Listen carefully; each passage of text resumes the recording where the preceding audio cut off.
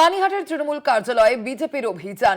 তৃণমূল কার্যালয় থেকে উদ্ধার একাধিক আধার কার্ড, আলমারি থেকে উদ্ধার ৩,০০০ আধার কার্ড। ঘটনার তদন্ত শুরু করেছে ইতিমধ্যেই পানিহাটি থানার পুলিশ।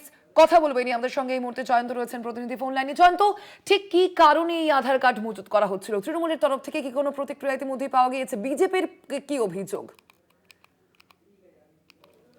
পানিহাটি পৌরসভার ৩৪ নম্বর ওয়ার্ড, সেই ৩৪ নম্বর ওয়ার্ডের অন্তর্গত যে তৃণমূল কংগ্রেসের কার্যালয় ছিল, সেই কার্যালয়ের ভেতর থেকে বিজেপির নেতা কর্মীরা একটি খবর পেয়েছিলেন যেখানে প্রচুর আধার কার্ড মজুত করা আছে। তবে সেই খবর পাওয়া মাত্রই তারা কিন্তু সেই জায়গায় অভিযান চালায় এবং অপু ঘোষ, বিজেপির মন্ডল 2 এর সভাপতি পানিহাটি, তিনি কিন্তু অভিযান চালায় এবং অভিযান চালিয়ে দেখা যায় যে সেই যে কাউন্সিলর রয়েছে মিঠু মজুমদার, তার যে কার্যালয়, সেই কার্যালয়ের ভেতরে যে টেবিল রাখা রয়েছে, সেই টেবিলের ফাঁকে যে ড্রয়ার, সেখান থেকে কিন্তু প্রচুর থরে থরে কার্যত আধার কার্ড রয়েছে।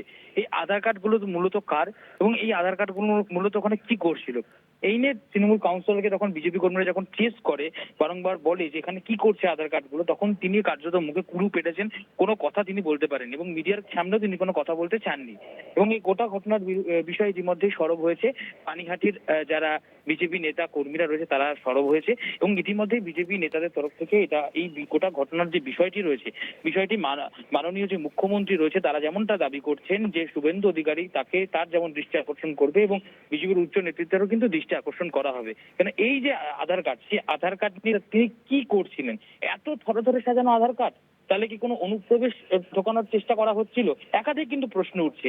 এই একাধিক প্রশ্ন এবং অভিযোগের ভিত্তিতে উচ্চতর নেতৃত্ব ইতিমধ্যেই বিজেপির তরফ থেকে জানানো হয়েছে, তারা বিষয়টি খতিয়ে দেখবে এমনটা কিন্তু আশ্বাস দিয়েছে। ধন্যবাদ তোমায় জয়ন্ত।